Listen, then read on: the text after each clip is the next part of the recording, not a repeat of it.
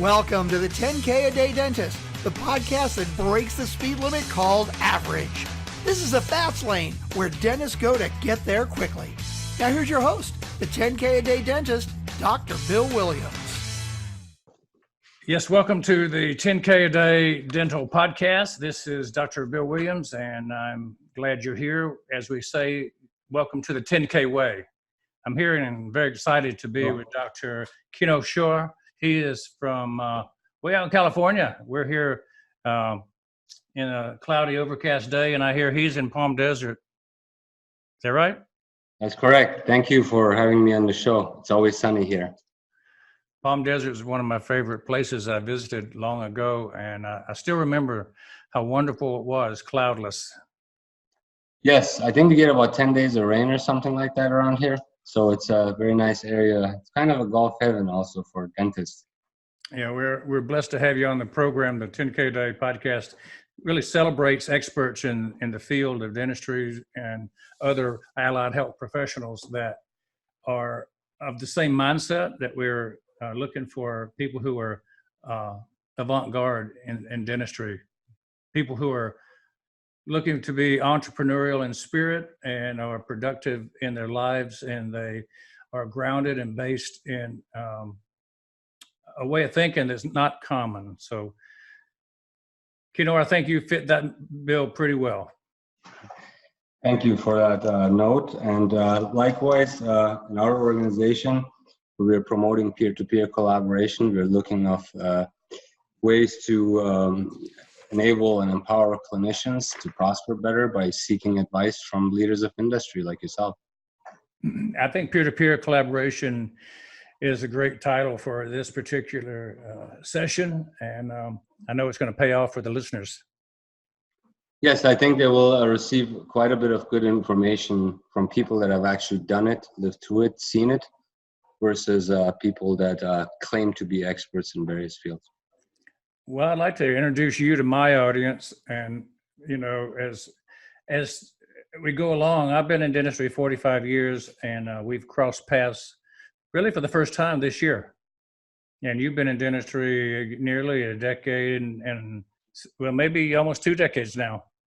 So tell the people who you are. I think what I'd say is you're a champion of private practice dentistry. Yes, and I champion all of my colleagues that pursue that route versus working for third parties and bigger corporations. And you owned 6 offices at once, and you saw the light, and now you have one office, and you're very productive in that one office, I understand. I produced more in that one office than I did in those 6 offices with over 90 employees and staff. By focusing more on my patients and giving them the care that they want and seek with a lot of personalized attention, which creates a lot of referrals. And we work out of 2 chairs 3 days a week, and we make more money. I found the same thing. I got asked a long time ago when I was being fairly successful with my one practice in one location, did I want to franchise? Did I want to split it up and make multiple copies of the same thing? Did I want to own a group of practices? I said, no, I'm just going to build this one big. And we went from $0 to $5 million in one practice, one facility. So that was good enough for me. I didn't need more than that. That's all you really need. The problem with the message that our colleagues receive today in the dental world is that they come out, they set up one practice, they multiply that, they get 5 of them, and then they're skiing in the Alps. It's not how it works. You can't do something that bigger management groups do backed with hedge funds and unlimited resources.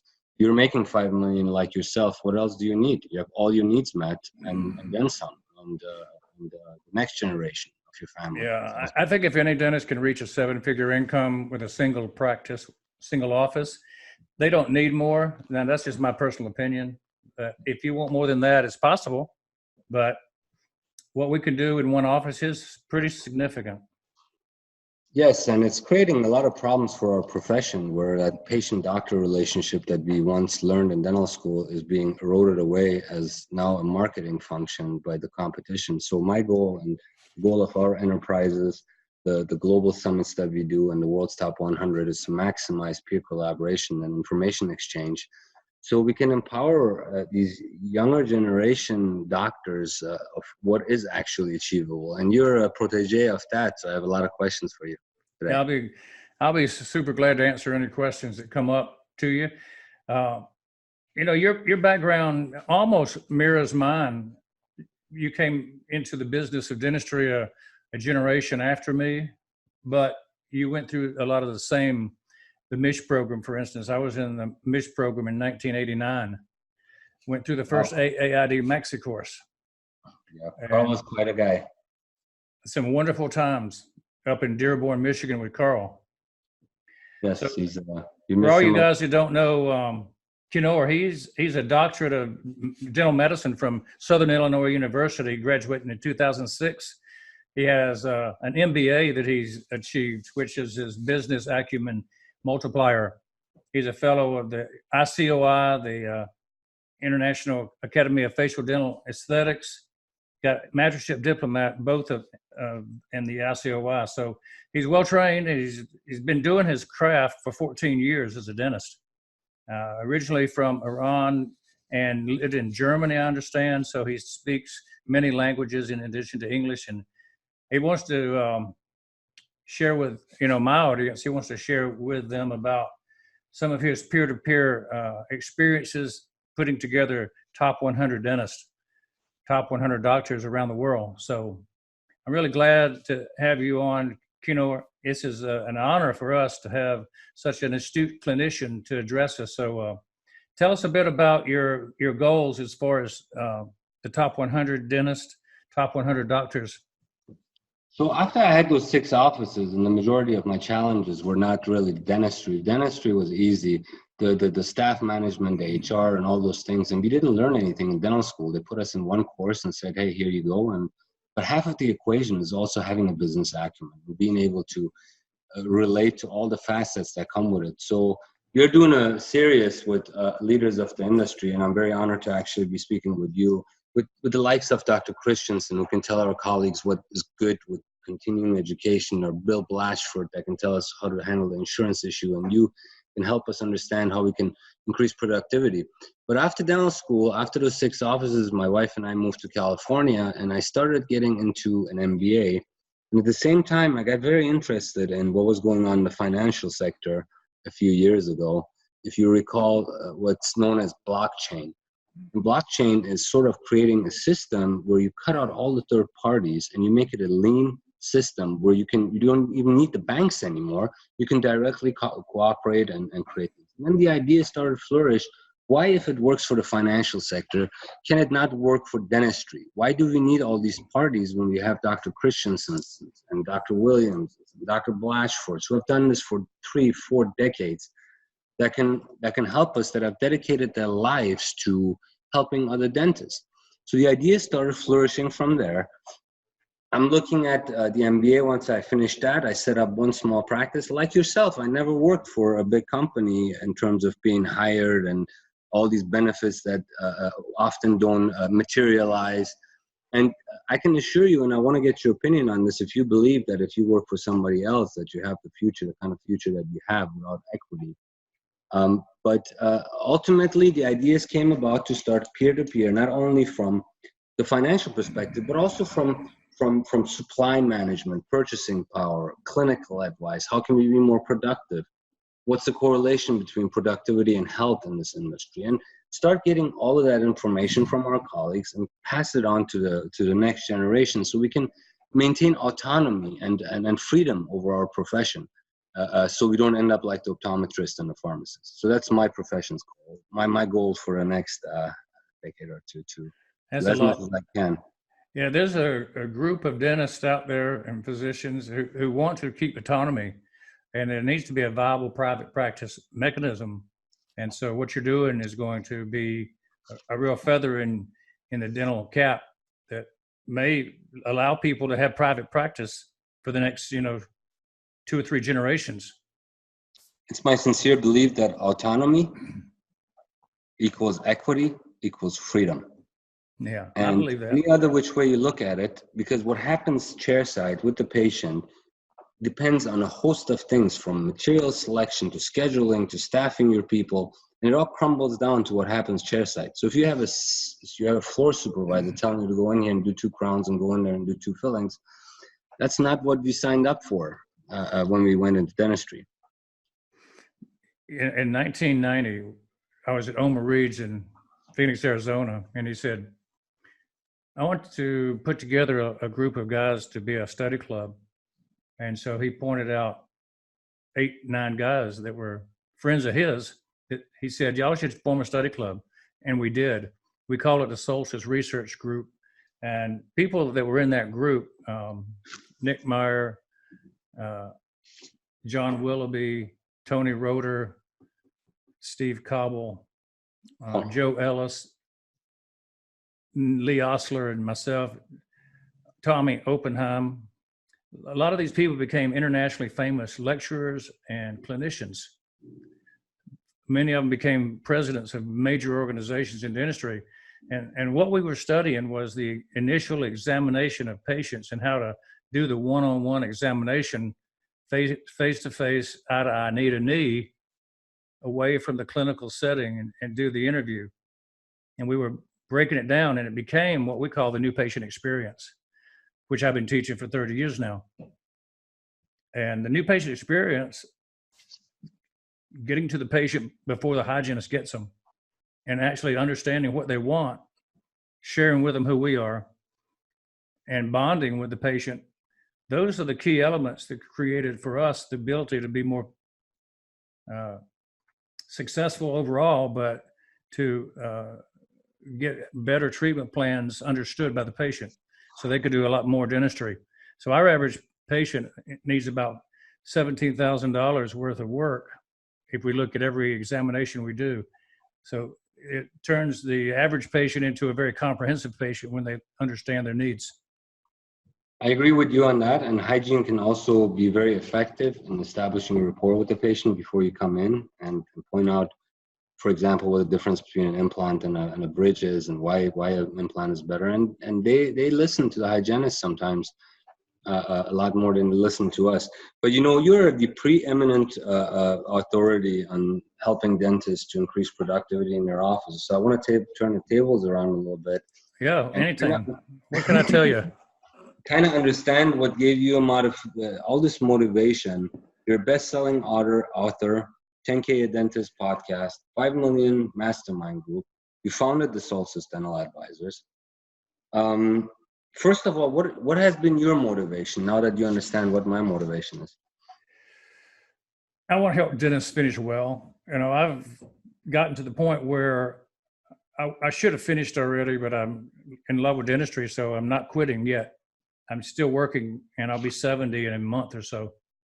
So my wish is to train dentists to finish well. I started out my career and began teaching dentists in 1981. So I was 5 years into practice before I started teaching dentists. But I kept doing it, and I never have stopped. My first love was occlusion, TMJ, head and neck pain. And so I set up a mini residency in our practice, much like the Extraction Academy for TMJ head and neck pain. We were LVI before LVI became known. We were teaching and had people all over the world coming into our practice learning TMJ. I was basically doing neuromuscular dentistry from 1979 on. And so we did that for a decade or so. And then I passed it on to other people, and I did other businesses around the world. And I had business in Russia before it was broken up, or right after it broke up, actually, and Kazakhstan and Greece, Costa Rica, and Colombia. And then I tried some things in Indonesia and Philippines. So, you know, I traveled the world trying to do things that were outside of dentistry, having fun. But I realized about 1999 that dentistry is the place that you'll make your most money. And so a lot of the dabbling I did didn't turn out very well in other businesses. So I came back and I focused on dentistry, and I started over at age 48. And I grew my practice $500,000 every year for 10 straight years. And the book that I wrote, Marketing the $1 Million Practice, really catalogs the marketing efforts and the mindset of how it is that you can build a $5 million practice in one location. And then a couple of years later, I started teaching dentists marketing and management, communication and leadership. And I want to sit down when I started my mastermind with one good lecture, one thing that would teach them that would really knock their socks off. And so I had to think about what lecture would that be. And it turned out, I said, I've been very productive on a consistent basis, averaging over $10,000 a day, every day for 15 years. And that number has risen over time to 16,000 a day. But right now, I would say that the 50 things I wrote down and put them in the book allow other dentists to get a foothold in being productive on a daily basis. And what I realized as I wrote the book was I can train other people in our mastermind to do the same thing, be $10,000 a day dentist with consistency. And so everybody that comes through our mastermind has their best month, their best year once they've come into the program. They may start out at 5 and go to 7, then they go to 8, then they go to 10. Some of them come in at 10 and go to 15. So it just depends on where you are and how much you want to grow. But the whole key to that book is I show how to have the perfect day. And if you can replicate one day that's perfect over and over again, pretty soon you got a perfect month. And you can then start naming the days you want to work. And you might work 2 or 3 days a week and make as much as most dentists make in a 5-6 day week. So that's kind of my program, and that's kind of the way I look at it. And I always want people to finish well by finishing on their own terms. They might want to work less days as they get older. They might want to bring in an associate or something. That's up to them. The key is you've got to have a system that's going to allow you to do that. Systems building is important. Everybody loves a 10K day. So I thought it was pretty clever, and it makes you feel good after you're done and you take your gloves off and you get in the car and head home. It was a good day. When I look at my day sheet every day, and if I hit my 10, which is my goal, I'm a happy guy. I show it to my wife and go, we did good today. And when I bring home the $50,000 day sheet, they go, how'd you do that? They start asking questions then. So that's it's right. possible. But everybody knows the bills are going to be paid, and there'll be some extra to invest and to put into our retirement funds, right? Yeah. And also the staff are on the same wavelength. They're happy because they all help put that together. And they know that if we have a lot of 10K days and best months ever, I've had 3 of the best months I've had in the last 2 years. And I've been working 45 years. So, a month of 250, 270 is not out of the reach. And working 2 or 3 days a week, that's pretty good. Very, very impressive. And everybody knows that they get awarded the more productive you are. So team building is also important. This brings up 2 points that you identify in your books and your teachings as the mindset. In your book and in your other venues, you talk about 50 ways you have identified to create highly successful offices. Right. Just sort of briefly touch up on that, kind of give us an idea. And there's also 5 different categories. You have broken it down into mindset, team, facility, marketing, capacity. Could you kind of elaborate on this a little bit for our audience? I'll be glad to. The key thing about understanding how to do something is kind of to compartmentalize it in your mind. And so out of the 50 things, I just kind of realized those things kind of go into a system of things that blend together well. And so when I looked at mindset, I grouped everything together that seems to be related to mindset, and then everything that related to team, everything that related to marketing, to facility, which is the hardest one to kind of put your hands around. But there are things related to the facility. It's like the number of rooms, the things that are on the walls as you walk down and do the tour, the type of room. Location, maybe? Location selection? What's that? Location selection, maybe? Oh, yeah. For practice? Yeah, facility location is a key one. If you're not in the right location with the right demographics, you're working uphill. You can be successful anywhere, urban, rural, suburban. It's a lot harder, though, if you're in the middle of 65 dentists on the same corner. Yes. If you're the only dentist in a county, then you don't have to work as hard to market. But it's possible. I've been consulting for decades, and the dentists that we treat, that we speak to, they're all over the country and they're in every state. So it can be done anywhere. I feel like mindset's where it starts, and I always put the emphasis on mindset shifts. We just had our mastermind open up for the 2020 year last weekend. So I'm just one day off of the mastermind being finished for the first session. And we had our mind shifts of the group, and it was an amazing event. We had people almost, not almost, they were crying over the mindset shift. If they understand that it's all possible, 2 or 3 guys were at 800,000 and they're going to go to 1.5 this year. Wow. One guy was at 350. He's going to go to 500. So we have all levels of dentists in the program. Guys that are from 83 years old, practicing still, down to some dentists that just been in practice for about 2 years. That's wonderful. So let me ask you, what do you say to, so I kind of got an idea on mindset team facility. Marketing will also have to do with your location. Obviously, if you're in a high sky building, you're going to have to put a lot of marketing out to get the patients up the stairs versus if you're in a retail setting where you have a lot of foot traffic and so forth.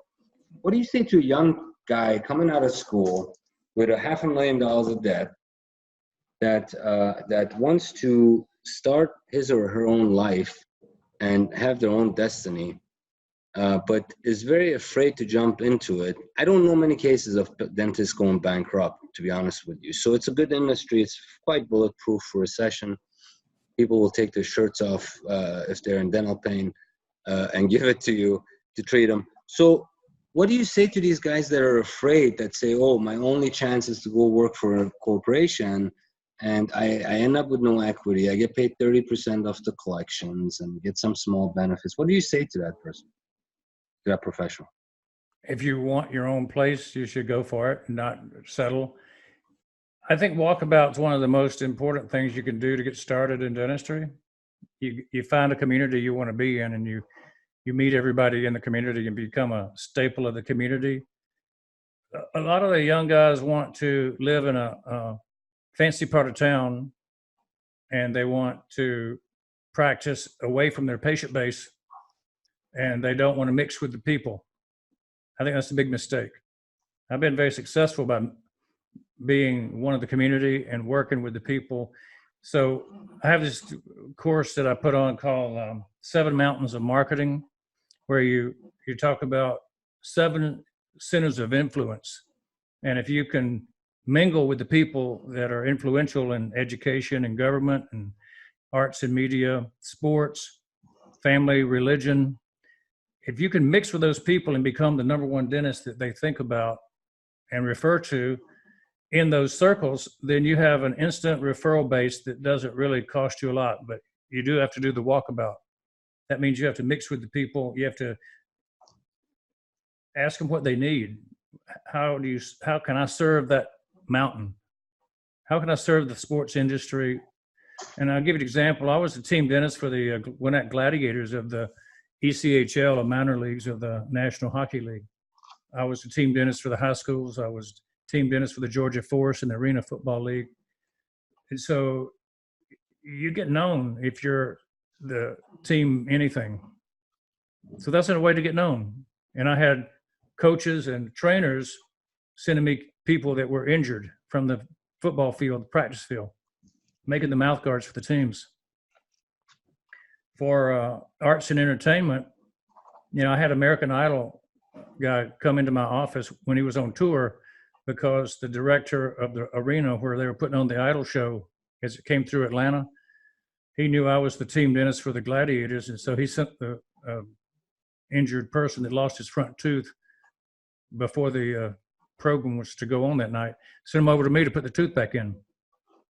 This is a very, very important point that I also try to encourage colleagues. And I have the same thing. I have dentists, lawyers, accountants, celebrities walk in all the time from the office, from the hotels and other places we're involved in town.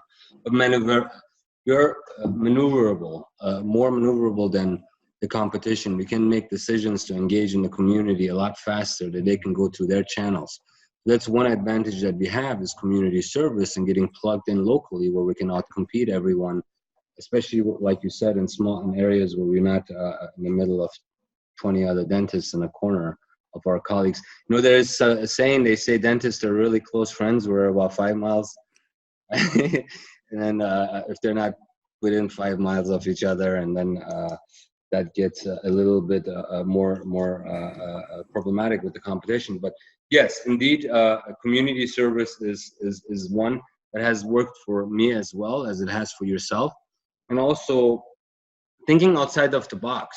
When you are in an area where you're oversaturated, I, for example, work on Saturdays and Sundays. I make more money on Saturdays and Sundays than I do all week, because I get all of the patients that the hospitals can't handle, and all the emergencies. They come through my office, they call, and the emails and the phone aren't blowing up, because during the week for me it does. So I focus more. I work 1 day a week on Tuesdays, and the rest I focus on my business ventures and all of these things that we're doing. So yes, that's a very, very important point, that we have the freedom to set our schedule. We have the freedom to work when we want, when we think it's appropriate. If you want to work till 10 at night and start at 5 o'clock in the evening, it's up to you. There's nobody telling you not to, or you can't. So that's the beauty of having your own practice. What do you think about what you have seen in the last 45 years of an amazing career, of the shift from the Midwest hospitality, doctor, dentist? You see your dentist when you go in.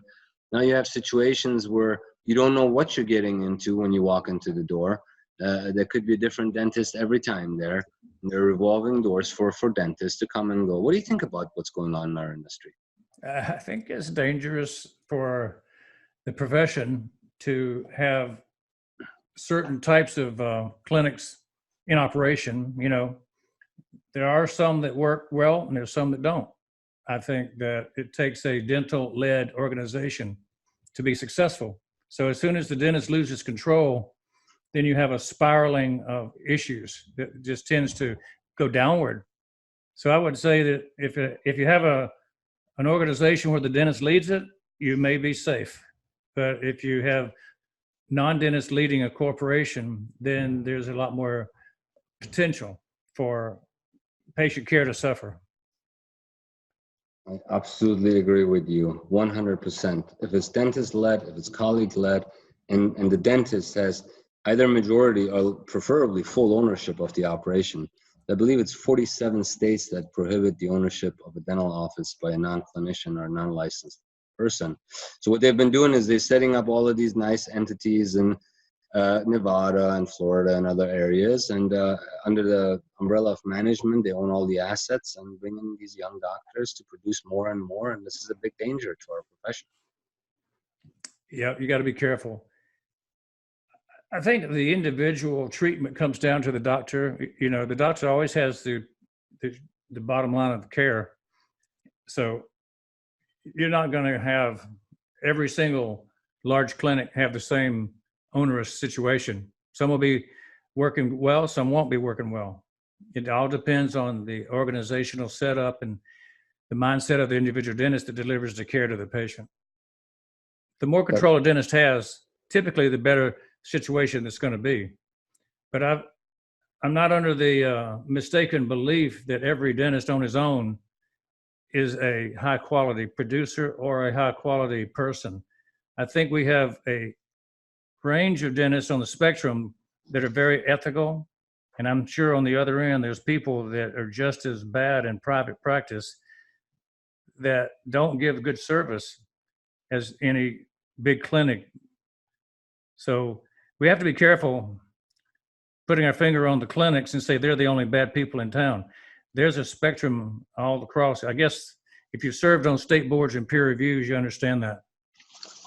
Yeah, there's bad apples in every industry. But as a patient, if I knew that my dentist is not in control of the clinic, and some management company somewhere is setting the rules and how to charge me and what to do and what not to do. I would prefer to go to the dentist that I have a personal relationship with.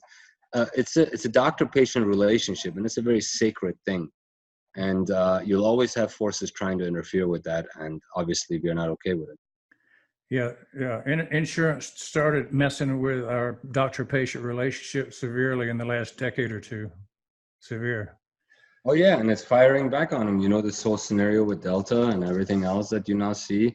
Yes, I mean, it's a sad scenario that now the first thing that comes that I hear most often out of patients is my insurance cover it. It's sir, ma'am, you don't treat patients based on insurance. We treat patients on their needs and the best outcomes we would want for them, that we would want for ourselves. So it's a very bad situation, and it's mind-boggling to me why the regulatory environment is not intervening, because there's a very aggressive interference by insurance in our industry. You know, there's some that believe that we shouldn't accept insurances and we should just give them their bills and say, hey, go ahead and contact your insurance company. We'll help you as much as we can. And some have found great success with that. Yeah, we're stuck in the middle of three different places. We got the insurance companies over here, we got the state boards over here, and we've got the large corporate ownerships over here. And the solo practitioner in the middle is being pulled in three different directions as to what's the best to do. It's not easy to be a dentist. Peer-to-peer collaboration. Best thing to do is to turn to advice from our colleagues that have prospered in dentistry, that didn't have to rely on any of those three items, and that always did the right thing. And that's what our top 100, for example, is about. When we went around and selected those individuals, we selected them from every corner of industry, be it from a dental laboratory, from and also from different countries.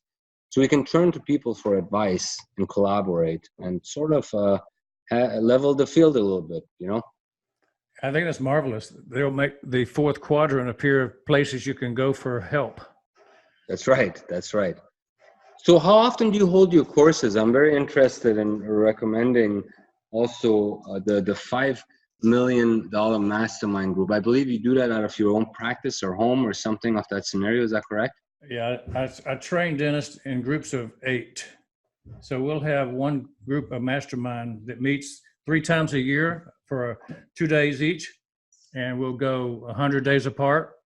So we see them 3 times and do some coaching online and coaching on the phone over the year. So we're not totally abandoning them. We have a connection on a weekly, monthly basis. But we do one a year, and we may do multiple classes a year, but we keep the class small so we can interact with them. And I just finished one this weekend. So the next one that we have is January 2021. So we have a waiting list already built in. I was sitting there teaching the class, and one of my co-teachers, my son Tyler, was up there lecturing. So I was sitting on the back table, and a cell phone went off, and I looked at it, and it says, "I'm so mad at myself because I didn't join your mastermind that's going on this weekend." It was one of the guys that I had talked to, and he decided it wasn't yet time for him to be there. But he had a change of heart on 12 hours after it started. He wished he had been there. He was from upstate New York, and he wished that he had made his trip down to Atlanta. So we have a waiting list already. I know you're doing a big conference too. Have you thought about doing bigger courses for doctors? Because I think there would be tremendous demand for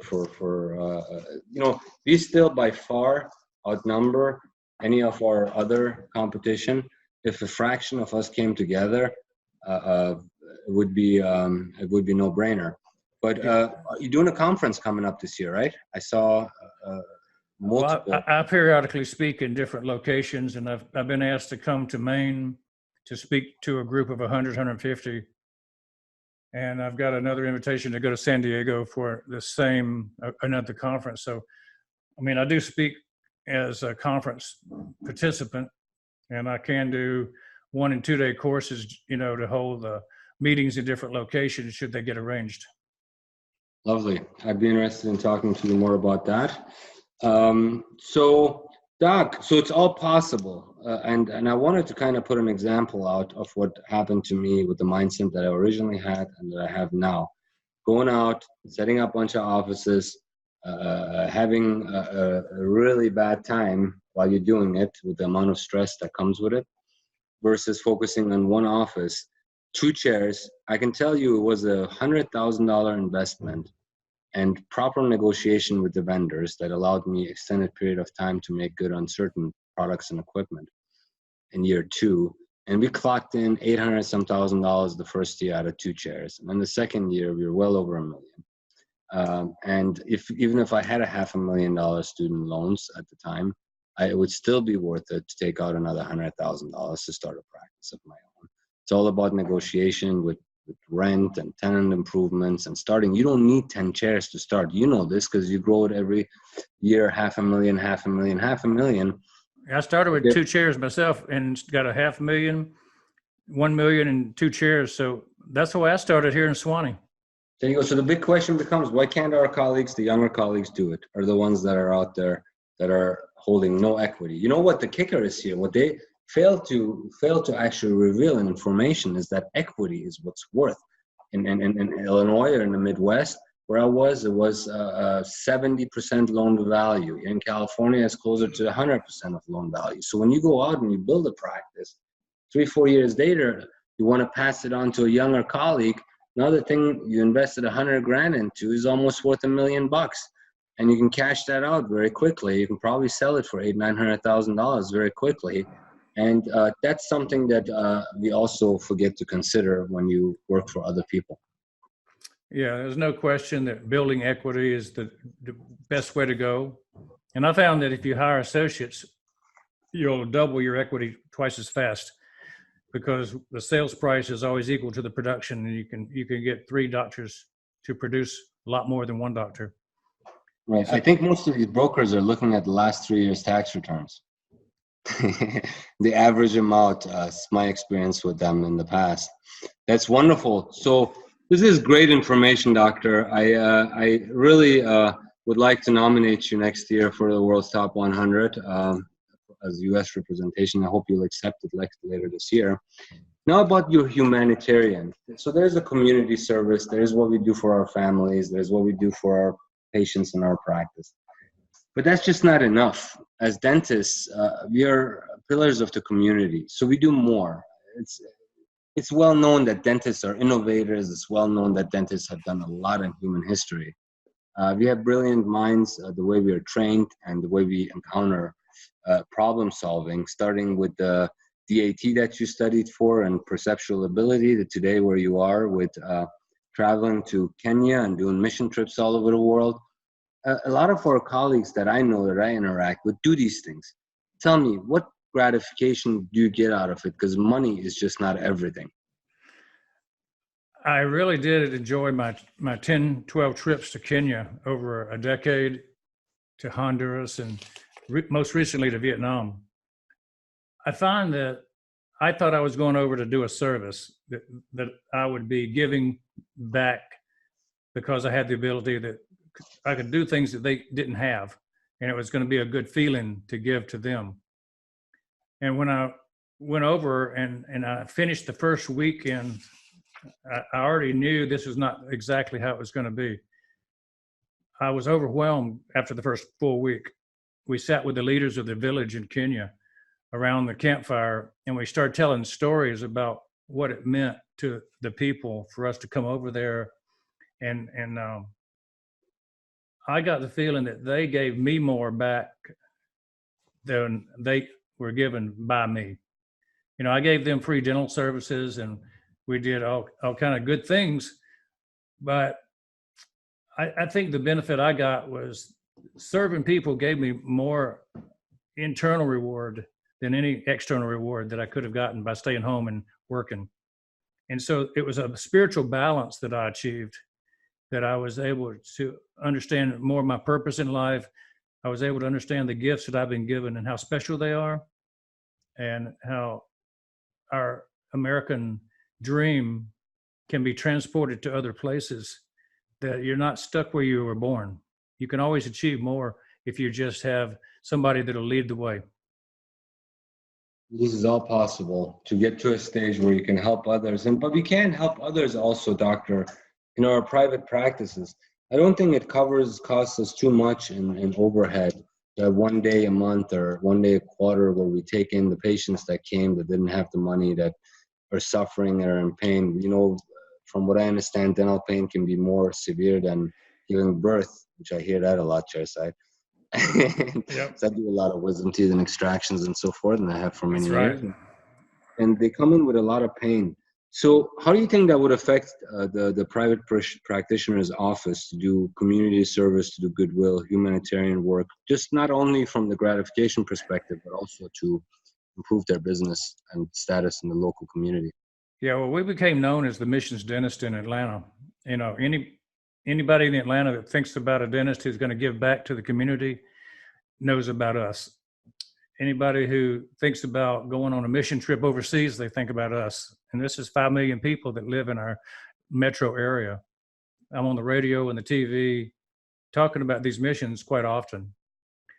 And also, I do a thing called the Deserving Diva Program, which is taking deserving women or men who have demonstrated something to give back to the community. We set up the guidelines to where they had to be nominated by people and they had to share the story about how they were giving back to the community. And so we would comb through a submission of 200 or 300 people that other outsiders had nominated, and then we would choose 1 or 2 per doctor in our practice to do a complete makeover. And so every year for 5 or 10 years, we've done that. And we'll give away $100,000, $150,000 worth of dentistry to those 3 or 4 or 5 people. And we do a complete makeover. And a lot of the cases were $50,000 cases, $25,000 cases, because they involved implants and sometimes it involved 28 crowns. And we would have a red carpet reveal. And it was just like the Bill Dorfman makeover show. Wow, locally. That's so honorable and so noble, doctor. I commend you on what you do there. Wow, that's exciting stuff. And any dentist in any area can do that. And part of the whole marketing thing is to stand out. You'd be surprised. One of those people that comes in with pain and you do an extraction for them, just like anything else, when you do something good, more people will hear about it. They'll refer more patients to you. That might be fee for service or insurance or whatever it is that you take. So it all sort of crumbles together and is part of the whole package. You seem to have done all the right moves, even when you started in your 40s again, over. That is, I wish more and more of our colleagues could step in your footsteps. Experience trumps all. Experience trumps all, which means that if you're smart and you're wise of a professional, you talk to other colleagues so you don't make the same mistakes and you learn from what they have already learned. Isn't it true that other guys can lead you and guide you and you won't have to make the same mistakes? That's right. Or you're going to pay for it one way or another. You're going to pay a lot of money for it. Instead of tuning in for an hour or reading a book or going, for example, to one of your courses or another person's, whatever it is, you don't get it this day. You're going to learn it the other way for sure. So last but not least, my question for you is the next topic I wanted to cover. The last topic is innovation. You know, you've probably seen this, but it was maybe in the 70s when they started implementing the high-speed handpiece at 3,000 RPM. I don't even want to know what they did before to do extractions. I can just imagine how painful that could have been with a chisel and a mallet. So tell me, why is innovation so important? I always tell colleagues, if you find a problem in dental setting that bothers you and annoys you every day, find a solution for it. You're not that far into the innovation stream. It's everything is new and everything is rapidly changing. So you could be the next Nick. You could be the next Dr. Williams. So go out and invent it. Think about a solution. Your mind can lead you there.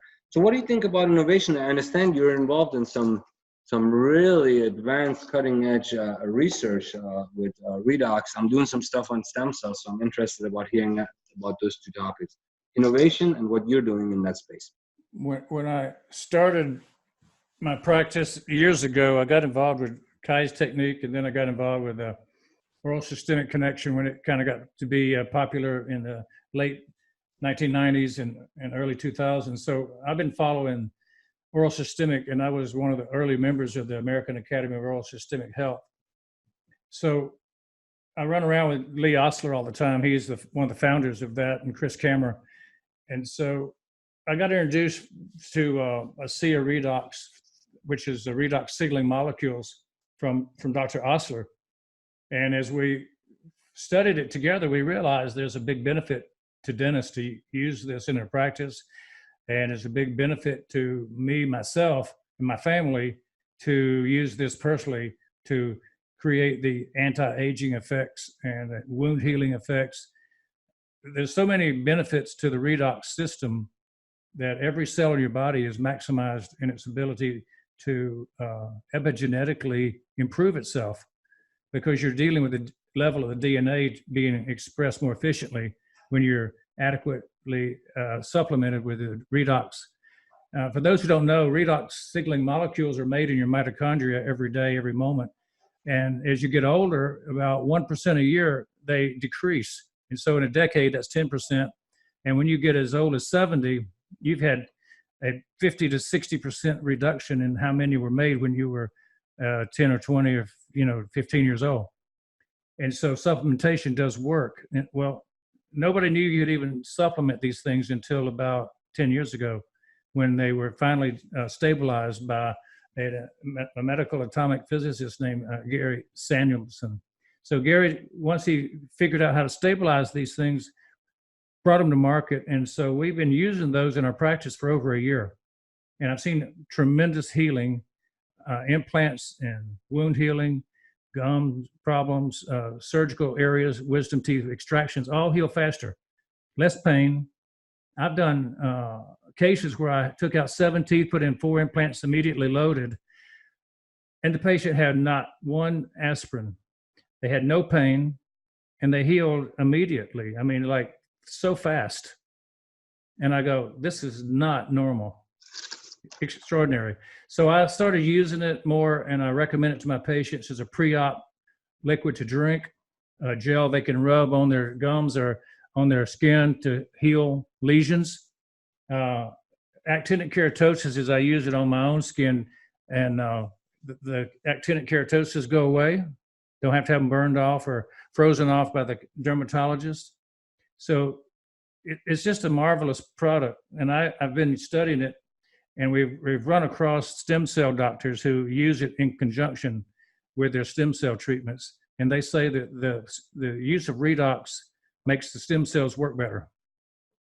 Wow, I wonder if this stuff works with PRP, because that's a big industry now as well. I use PRP in our practice, and I can't say that I've studied the combination that much, so I'm not going to comment, but I believe it would accelerate the PRP too, because we're talking of cellular mechanisms being enhanced. Every single cell uses the redox balance as the way that it functions. You know, you don't get a cell membrane open to allow a chemical, another molecule to go through the cell membrane unless redox opens it. So it's the opening and closing of membranes even. It's the transcription information from the DNA to the RNA transcriptase. You got to have the redox in balance before that'll happen. You got to have redox so that you can recognize an immune system challenge. And it just goes on and on what redox is involved in. That's really interesting. So from what I understand, the delivery system would be as easy as a topical application and a drink prior. That's all it is. It's basically you drink a liquid twice a day, or you rub the gel on twice a day. And the effect is systemic, even if you rub it on your skin. Where can our colleagues find out more information about this? We have a couple of information sites that we put together, redoxdentistry.com, Dr. Osler and I, and we also have a Redox Dentistry page on Facebook. So that's a good place to reach us. You can always look me up, William B. Williams or Dr. Bill Williams, depending on where I am. You can always look me up and send me a note, and I'll send you information. I have a lot of videos that describe this, and just, you know, anywhere from a cartoon that shows how it functions in the body all the way up to testimonials of patients who are healed of wild things, amazing things. So you're talking about traumatic brain injury. You're talking about concussion. You're talking about stampeded by a bull. I've got Tom Beasley, an NFL defensive lineman who was trampled by a bull, and he was healed tremendously by taking the Redox. He was up in, supposed to be 10 months. He was supposed to be down, couldn't get up, and he was up bicycling in 10 weeks. Wow. So I've got a lot of testimonials that are pretty impressive. Yes, I'm going to do some more research on this too, and get back to you on areas. I work with Dr. Arun Garg. He's a pioneer of some of the PRP stuff, and we are always looking at other areas such as stem cell research to see where there's collaboration called for. Last year at the Dental XP Symposium with Salama and all the good folks at the Goldstein Garber Salama group, they're my buddies here in Atlanta. I was sitting in the audience watching the implant whole shebang, and one lecture showed up that talked about glutathione deficiency and how oxidative stress is a big part of implant failure. Mm-hmm. Well, it just turns out that ASEA Redox is the number one way to increase glutathione and reduce oxidative stress. You can increase your glutathione 500 to 800% just by drinking the liquid. Wow. Now, there's no other way to increase glutathione like that. You can get glutathione shots and it might go up 5 or 10%, but we're talking 500 to 800% when you're talking about drinking the liquid. And the shots cost thousands of dollars over a month or two, whereas the liquid costs just hundreds. So it's an amazing difference between what you can achieve with this supplement versus what the medical profession already has available. Knowing the dentist, knowing dentists, our colleagues, we love evidence-based research. What stage are you guys at, and how much research has been allocated to this product? The product itself is 10 years old, and they've got about 5 or 10 studies that are actually using the product probably that are all positive, all good, showing some very good results. Gene expression increases by 20 to 30%. Now, if you want real studies of real science, before this product was a product or studying the science of redox, there's 20,000 articles on PubMed right now. Wow. And they're done by medical groups on neurology, on obstetrics, on psychiatry. Have you noticed how much the medical partners of ours are more advanced in regenerative medicine than we are? Why is that? Well, we've been tooth carpenters focused for a long time, and the basic sciences just aren't as advanced. We've always been focused on repair, not regeneration. I foresee that regeneration is going to be a big part of dentistry in the future. That's my prediction. It'd be exciting. Years and all of that, all that comes with PRP, redox, stem cells, growth factors. Well, we could regenerate bone pretty well already now, but the regeneration of an organized tooth enamel structure is still beyond us. We can't, at this point that I've seen anyway, we can't regenerate a tooth from nothing. Well, there are claims coming out of China they can. I have a problem understanding how it would erupt into the mouth because there's a very long process, the eruption process.